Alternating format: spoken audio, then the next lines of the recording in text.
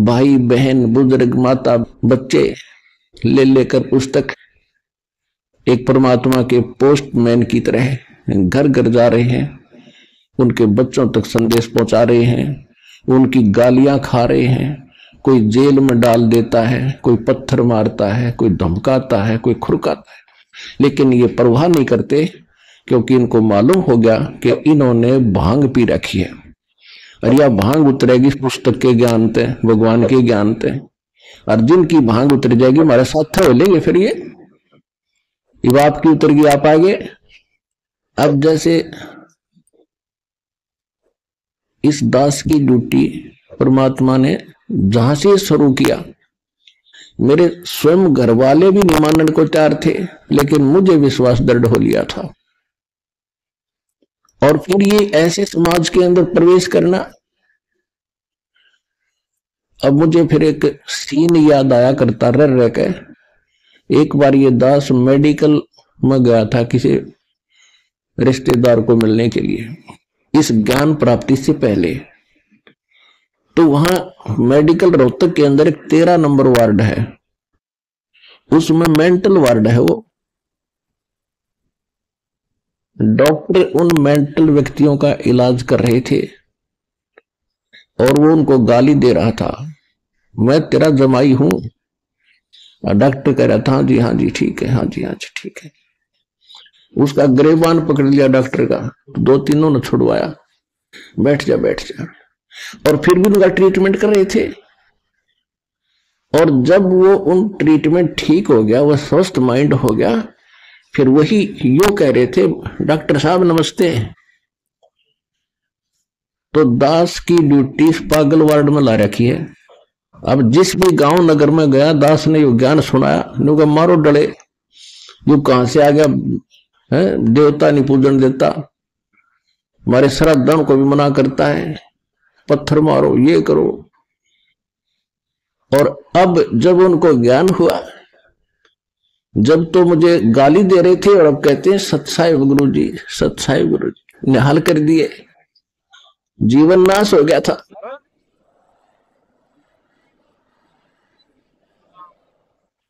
तो परमात्मा ने ये ज्ञान का तूफान उठा दिया। अब ये ऐसा काम करेगा, जहां भी कोई सीडी देखता है, डीवीडी, या वैसे एक टीवी चैनल के माध्यम से सत्संग सुनता है, तो अमृत वचन है, झंझोड़ कर रख देगी आत्मा को। कति ये एक सत्संग है, शब्द का सत्संग है, ये नकलियों का नहीं है।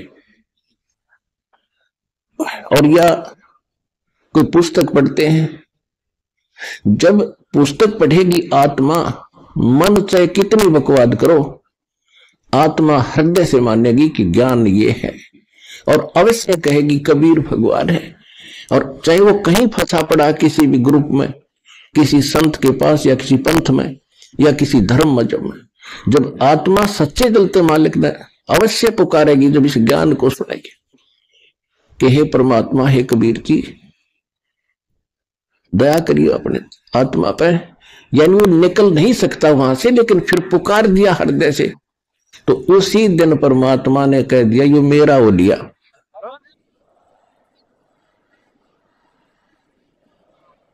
फिर काल को पकड़कर बाजू से दूर कर देता, दूर हो जाए, ये मेरा हो गया, अब मेरे ज्ञान को स्वीकार कर लिया। बेशक वो कितने दिन फिर वहां रहे, आएगा एक दिन, मालिक लिया होगा, कुछ भी कारण बनावे। तो इस प्रकार परमात्मा ने कहा था कि तेरा ज्ञान सुनेगा वो तेरा, और मेरा माननेगा फिर उसका निकट मत आ जाइए। तो इस प्रकार ये परमात्मा का ज्ञान पूरे विश्व में फैलेगा। तो पुण्यात्माओं, परमात्मा ने कहा है कि तिनका कभू ना नींद ये जो पांव तले हो, और कभी उड़ आंखों पड़े वो पीड़ घनेरी हो। यानी सबका सत्कार करे, प्यार से रहे, यथोचित सबको सत्कार दे जिसका जितना अधिकार है। तो तब हम इस सफर को अच्छी तरह तय करेंगे, परमात्मा भी तभी हमसे प्रसन्न रहेगा। तो इस प्रकार इस सारे स्पिरिचुअल, कंप्लीट स्पिरिचुअल नॉलेज से आपको पता चलेगा कि हम जो साधना कर रहे हैं यथार्थ। तो जैसे आप जी ये सत साधना प्राप्त कर रहे हो, किसी ने प्रथम मंत्र प्राप्त किया है, किसी ने सतनाम भी मिल गया है, और बहुत ऐसे हैं जिनको सार नाम भी प्राप्त हो गया है। तो ये तो आपके पासपोर्ट हैं, आपको मिल गया, साधना करते रहो। लेकिन इसमें भी कोई त्रुटि, आपने मर्यादा भंग कर दी तो पार नहीं हो पाओगे। बेशक सतनाम प्राप्त हो गया है।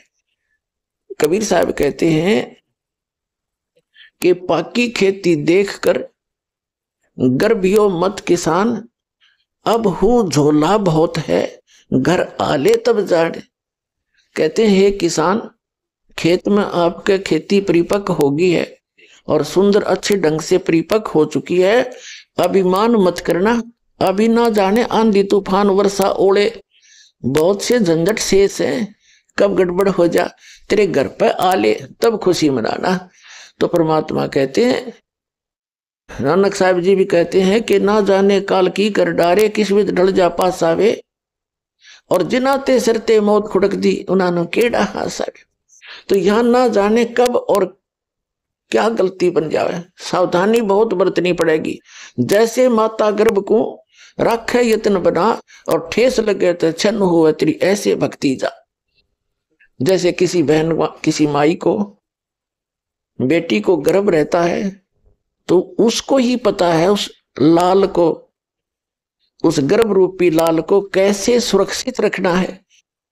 वो चलते समय भी बहुत ध्यान करती है, कहीं ऊंचे नीचे पर पैर ना टिक जा और झटका लग के मेरा लाल खराब हो जा।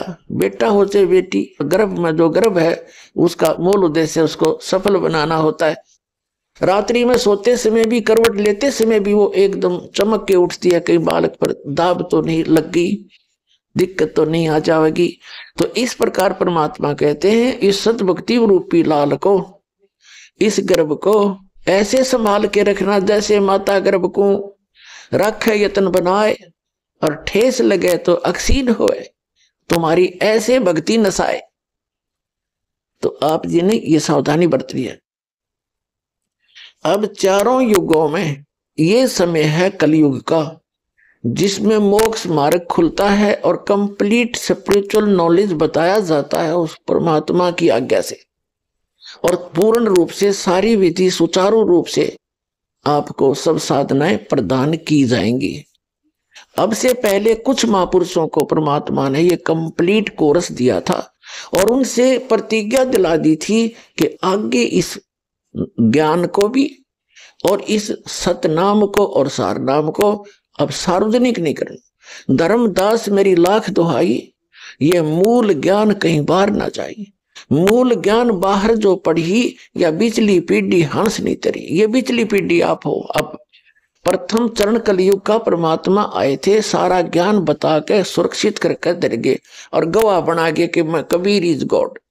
जो आपको अभी बताया था, आदरणीय धर्मदास साहिब जी, आदरणीय मलुकदास साहिब जी, आदरणीय नानक साहिब जी, आदरणीय दादू साहिब जी, आदरणीय गरीबदास साहिब जी गांव छुटानी जिला ददर हरियाणा वाले, आदरणीय घीसा दास साहिब जी गांव खेखड़ा जिला मेरठ उत्तर प्रदेश वाले, ये गवाह बना गए परमात्मा इनको कि आने वाले समय में मेरे बच्चों को मेरा परिचय करावेंगे।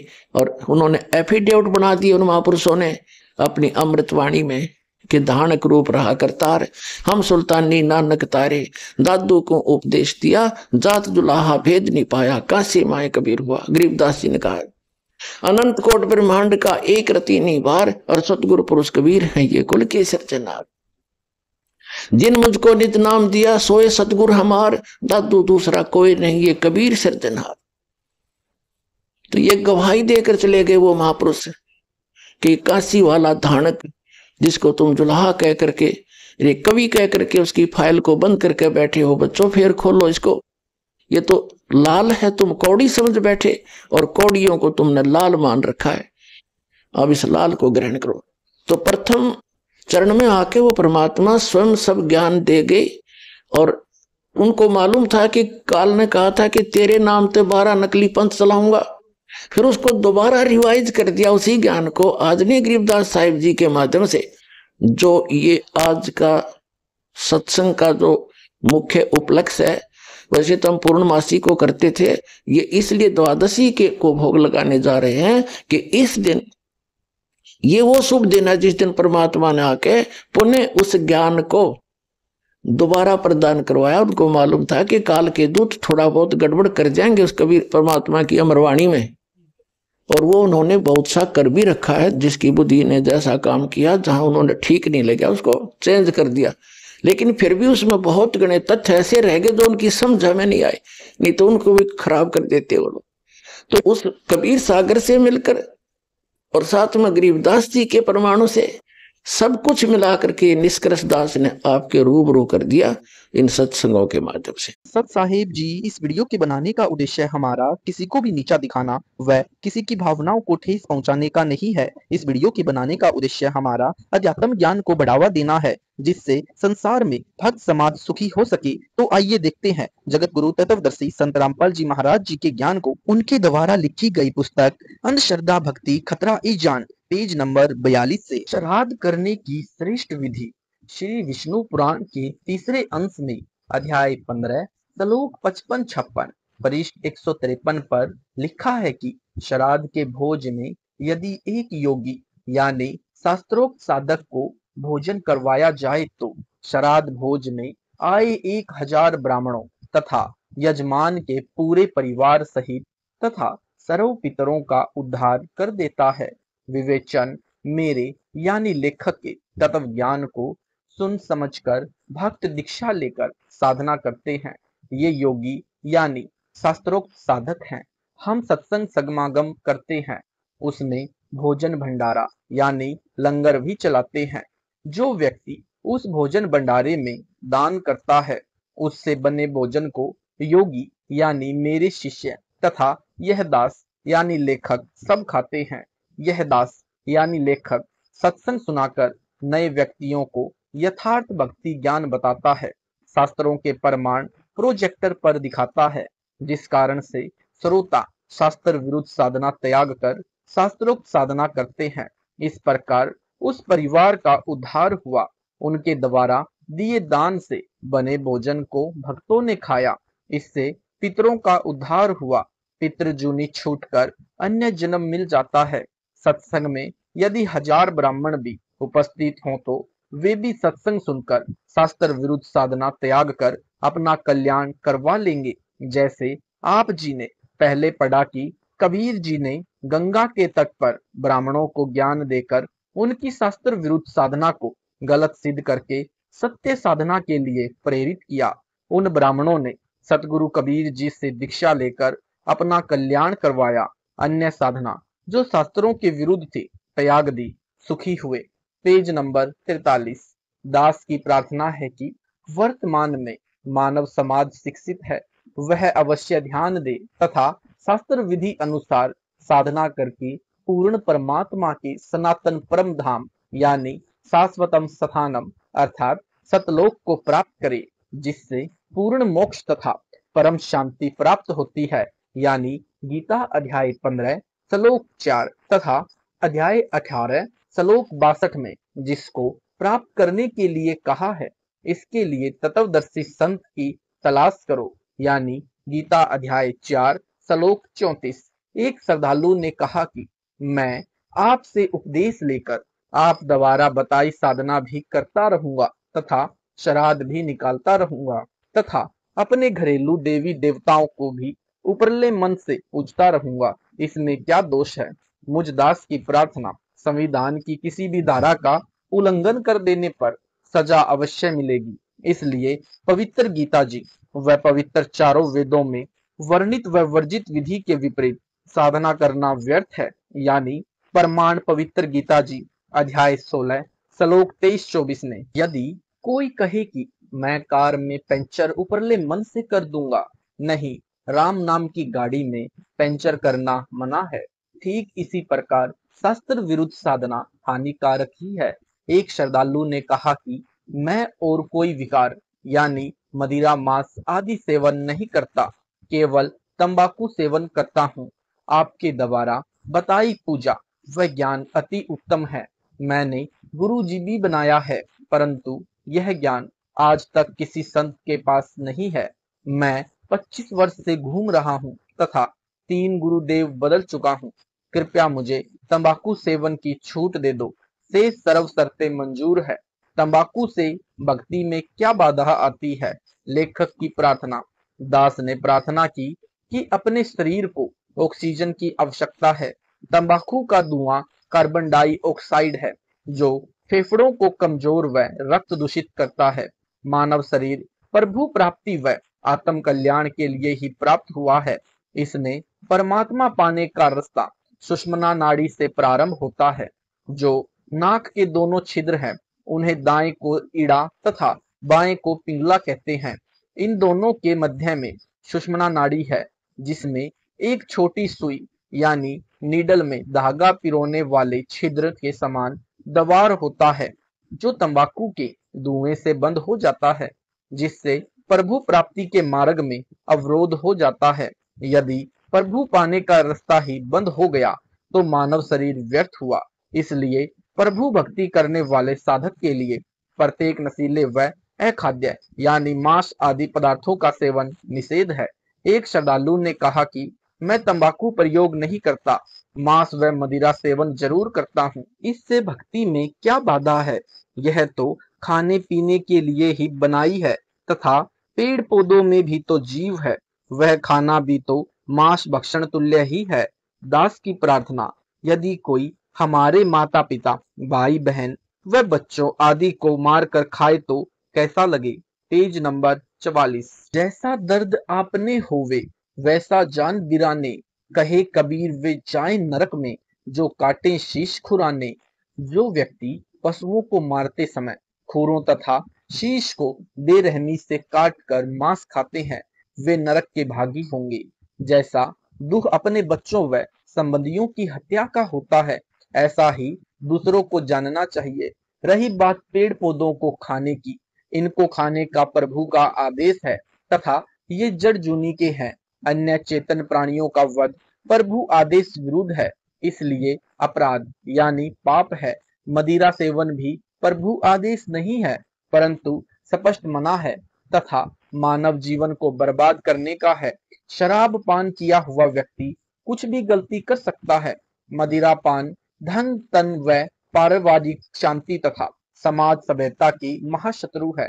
प्यारे बच्चों के भावी चरित्र पर कुप्रभाव पड़ता है। मदिरा पान करने वाला व्यक्ति कितना ही नेक हो परंतु उसकी न तो इज्जत रहती है तथा न ही विश्वास। एक समय यह दास एक गांव में सत्संग करने गया हुआ था। उस दिन नशा निषेध पर सत्संग किया। सत्संग के उपरांत एक 11 वर्षीय कन्या फूट फूट कर रोने लगी। पूछने पर उस बेटी ने बताया कि महाराज जी, मेरे पिताजी पालम हवाई अड्डे पर बढ़िया नौकरी करते हैं परंतु सरो पैसे की शराब पी जाते हैं। मेरी मम्मी के मना करने पर इतना पीटते हैं कि शरीर पर नीले दाग बन जाते हैं। एक दिन मेरे पापा जी मेरी मम्मी को पीटने लगे। मैं अपनी मम्मी के ऊपर गिरकर बचाव करने लगी तो मुझे भी पीटा। मेरा होठ सूज गया। 10 दिन में ठीक हुआ। मेरी मम्मी जी हमें छोड़कर मेरे मामा जी के घर चली गई। 6 महीने में मेरी दादी जी जाकर लाई। तब तक हम अपनी दादी जी के पास रहे। पापा जी ने दवाई भी नहीं दिलाई। सुबह शीघ्र ही उठकर नौकरी पर चला गया। शाम को शराब पीकर आता। हम 3 बहनें हैं, 2 मेरे से छोटी हैं। अब जब पापा जी शाम को आते हैं तो हम तीनों बहनें चारपाई के नीचे छुप जाती हैं। विचार करो पुण्यात्माओं, जिन बच्चों को पिताजी ने सीने से लगाना चाहिए था तथा बच्चे पिताजी के घर आने की राह देखते हैं कि पापा जी घर आएंगे, फल लाएंगे। आज इस मानव समाज की दुश्मन शराब ने क्या घर घाल दिए। शराबी व्यक्ति अपनी तो हानि करता है, साथ में ही बहुत व्यक्तियों की आत्मा दुखाने का भी पाप सिर पर रखता है। जैसे पत्नी के दुख में उसके माता पिता, बहन भाई दुखी, फिर स्वयं के माता पिता, भाई बहन, दादा दादी आदि परेशान। एक शराबी व्यक्ति आसपास के भद्र व्यक्तियों की अशांति का कारण बनता है क्योंकि घर में झगड़ा करता है। पत्नी व बच्चों की चिल्लाहट सुनकर पड़ोसी बीच बचाव करें तो शराबी गले पड़ जाएं, नहीं करे तो नेक व्यक्तियों को नींद नहीं आए। इस दास से उपदेश लेने के उपरांत प्रतिदिन शराब पीने वाले लगभग 1 लाख व्यक्तियों ने सर्व नशीले पदार्थ व मांस भक्षण पूर्ण रूप से त्याग दिया है तथा जिस समय शाम को शराब प्रेतनी का नृत्य होता था, अब वे पुण्यात्माएं अपने बच्चों सहित बैठकर संध्या आरती करते हैं। Page number 45। हरियाणा प्रदेश व निकटवर्ती प्रांतों में लगभग 10,000 गांवों व शहरों में आज भी प्रत्येक में 4-5 चैंपियन यानी एक नंबर के शराबी उदाहरण हैं, जो सर्व विकारों से रहित होकर अपना मानव जीवन सफल कर रहे हैं। कुछ कहते हैं कि हम इतनी नहीं पीते खाते, बस कभी कभी ले लेते हैं। जहर तो थोड़ा ही बुरा है जो भक्ति व मुक्ति में बाधक है। मान लीजिए 2 किलोग्राम घी का हलवा बनाया यानी सत भक्ति की, फिर 250 ग्राम बालू रेत यानी तंबाकू या मांस मदिरा सेवन व आन उपासना कर ली भी डाल दिया, वह तो किया कराया व्यर्थ हुआ। इसलिए पूर्ण परमात्मा यानी परम अक्षर ब्रह्म की पूजा पूर्ण संत से प्राप्त करके आजीवन मर्यादा में रहकर करते रहने से ही पूर्ण मोक्ष लाभ होता है। उपरोक्त प्रमाणों को पढ़कर बुद्धिजीवी समाज विचार करें और अंधश्रद्धा भक्ति त्याग कर सत्य श्रद्धा करके जीवन धन्य बनाए। दास यानी लेखक के परमार्थी पर्यटन को आलोचना न समझे। मेरा उद्देश्य आप जी को शास्त्रोक्त भक्ति साधना बताकर आपके ऊपर भविष्य में आने वाले पर्वत जैसे कष्ट यानी 84 लाख प्रकार के प्राणियों के शरीरों में कष्ट उठाने तथा नरक जाने से बचाना है। मेरे अनुयायी इस तत्व ज्ञान से परिचित हैं, वे भी आप तक मेरे द्वारा लिखी पुस्तक पहुंचाकर आपके भविष्य को सुखी बनाने की उद्देश्य से वितरित करते हैं। परंतु कुछ धर्मोन्त व्यक्ति अपने स्वार्थवश आप और परमेश्वर के बीच में दीवार बनकर खड़े हैं। मेरे को तथा मेरे अनुयायियों पर झूठे आरोप लगाकर बदनाम करते हैं। आप जी अपनी आंखों प्रमाण देखो और सत्य की राह पकड़ो। हमारा उद्देश्य है कि हम संसार के लोगों को बुराइयों कृतियों से दूर करके सुखी देखना चाहते हैं। हम अपना प्रयत्न जारी रखेंगे। आप कब समझेंगे, इंतजार करेंगे। पीपल जांडी तथा तुलसी की पूजा। वाणी संख्या 4। पीपल पूजे जांडी पूजे, सिर तुलसा के होइया, दूध पूत में खैर राखियो, न्यू पूजू सु तोहिया। शब्दार्थ। परमेश्वर कबीर जी ने अंधश्रद्धा भक्ति करने वालों की अन्य साधनाओं का वर्णन किया है कि भोली जनता को ज्ञानहीन आध्यात्मिक गुरुओं ने कितने निम्न स्तर की साधना पर लगाकर उनके जीवन के साथ कितना बड़ा धोखा किया है। अज्ञानी गुरुओं से भ्रमित होकर पीपल व जांडी के वृक्षों तथा तुलसी के पौधों की पूजा करते हैं। प्रार्थना करते हैं कि आप सबकी पूजा इसलिए करते हैं कि मेरे दूध यानी दुधारू पशुओं की तथा पूत यानी मेरे पुत्रों व पोत्रों की खैर रखना यानी रक्षा करना, यानी पशु पूरा समय दूध दे, मृत्यु न हो तथा पुत्रों पोत्रों व परपोत्रों की मृत्यु न हो, उनकी आप यानी पीपल तथा जांडी के पेड़ तथा तुलसी का पौधा रक्षा करना। परमेश्वर कबीर जी ने समझाया है कि हे अंधे पुजारियों, कुछ तो अक्ल से काम लो। Page number 46। जिन जड़ यानी जो चल फिर नहीं सकते उनको पशु हानि पहुंचाते हैं, वे अपनी रक्षा नहीं कर पाते। तुलसी को बकरा खा जाता है, वह अपनी रक्षा नहीं कर सकती। वृक्षों और पौधों की पूजा करके घर परिवार में आप धन वृद्धि तथा जीवन की रक्षा की आशा करते हो, वे स्वयं विवश है, आपकी रक्षा कैसे करेंगे।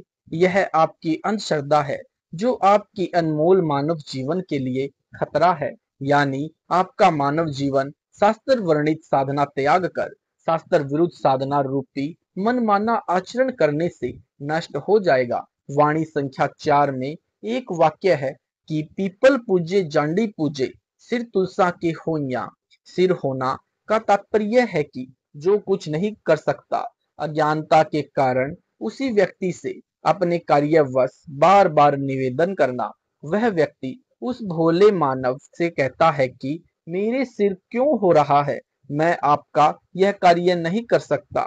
परमेश्वर कबीर जी ने समझाया है कि जो आपके कार्य को करने में सक्षम नहीं है, जो कार्य परमात्मा के अतिरिक्त कोई नहीं कर सकता और जो स्वयं असहाय है, उनसे आप कार्य सिद्धि की आशा करते हैं, यह अज्ञानता है। वाणी संख्या 5। आपे लिपे आपे पुतै, आपे बनावे ओहिया, उससे बोंदू पोते मांगे, अकल मूल से खोइया। शब्दार्थ, परमेश्वर कबीर जी ने आन उपासना की एक और अंधश्रद्धा का स्पष्टीकरण किया है। कहा है कि भोली वृद्धा लोक वेद के अनुसार आन उपासना करते हुए स्वयं ही अहोई नामक माता यानी देवी का चित्र बनाती है। उसके लिए पहले दीवार को गारा तथा गाय के गोबर को मिलाकर लिखती है यानी पलस्तर करती है। उस पर अहोई देवी का चित्र अंकित करती है। फिर उसकी पूजा करके पुत्र वधू के लिए बेटा मांगती है। परमात्मा कबीर जी ने कहा है कि ऐसे अंधश्रद्धा भक्ति करने वालों की अकल यानी बुद्धि मूल से यानी जड़ से समाप्त है, वे निपट मूर्ख है। मन्नत मानते समय वृद्धा कहती है कि ए होई देवी, आप पुत्र वधू को बेटा देना, गाय को बछड़ा देना। यानी पुराने समय में गाय को बछड़ा होना लाभदायक था, क्योंकि बछड़ा बैल बनता था, बैलों से खेती होती थी। भैंस को चाहे कटिया यानी कटड़ी ही दे देना। वृद्धा कितनी चतुर है, उसके कहने का भाव है कि आप देवी को नर यानी बछड़ा तथा बेटा मांग कर परेशान नहीं करना चाहती। भैंस को तो भले ही मादा यानी कटिया दे देना, उसे पता है कि कटड़े की अपेक्षा कटिया कितनी लाभदायक है। यानी कटड़ा तो कसाईयों को काटने के लिए बेचते थे, कोई काम नहीं आता था। बुढ़िया देवी यानी बुढ़िया देवी के साथ भी कितनी चतुरता कर रही है, अपने देवताओं के साथ भी हेरा फेरी की बातें करती है। उपरोक्त पूज्य बनावटी देवी तथा पेड़ पौधों से मन्नत मांगते समय दक्षिणा के रूप में 1.25 रुपया यानी 1 रुपया और 4 आने अपनी चुनरी के पल्ले से बांधकर कहती है कि यदि मेरी सब मनोकामना पूरी हो गई तो 1.25 रुपये का प्रसाद बांटूंगी। यह दक्षिणा भी तब दूंगी जब सारी मन्नत पूरी हो जाएंगी, यदि एक भी ना हुई तो कोई दक्षिणा नहीं दी जाएगी। Page number 47। परमात्मा के साथ धोखा।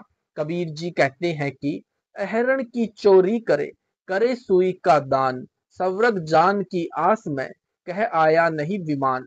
शब्दार्थ, परमात्मा कबीर जी ने कंजूस व्यक्ति की नीयत बताई है कि 2 नंबर का कार्य करके यानी चोरी रिश्वत लेकर, हेरा फेरी करके, मिलावट करके धन तो करोड़ों का प्राप्त करता है और दान 1.25 रुपये करता है। जैसे चोरी तो अहरण जितने लोहे की करता है, यानी अहरण लुहार कारीगरों के पास होता है, जिसका कुल लोहा 30-40 किलोग्राम भार का होता है, और दान करता है केवल सुई जितना लोहे की कीमत का। उसी धर्म कर्म को मूर्ख इतना अधिक मानता है कि परमात्मा मेरे को स्वर्ग में ले जाने के लिए विमान भेजेगा। जब मनोकामना पूर्ण नहीं होती है तो वह कंजूस विचार करता है कि परमात्मा ने विमान भेजने में देरी क्यों कर रखी है। परमेश्वर कबीर जी ने ऐसे धर्म के कार्यों पर कहा है कि कबीर जिन हर जैसा सुमरिया, ताको तैसा लाभ, ओसा प्यास ना बाग ही, जब तक धसे नहीं आब। शब्दार्थ, परमेश्वर कबीर जी ने स्पष्ट किया है कि जो साधक जैसी भक्ति तथा दान धर्म करता है उसी के अनुसार लाभ देता है। पूर्ण लाभ के लिए धर्म कर्म भी पूर्ण करने से पर्याप्त लाभ मिलता है। जैसे घास पर गिरी ओस के पानी को चाटने से प्यास नहीं बुझती, प्यास बुझाने के लिए गिलास भरकर पानी पीना पड़ता है।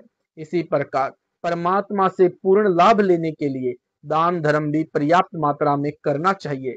उदाहरण, एक कंजूस व्यक्ति की दूध वाली भैंस गुम हो गई। उसे खोजने के लिए पितृ पुत्र चल पड़े। रास्ते में सर्वप्रथम हनुमान जी का मंदिर आया।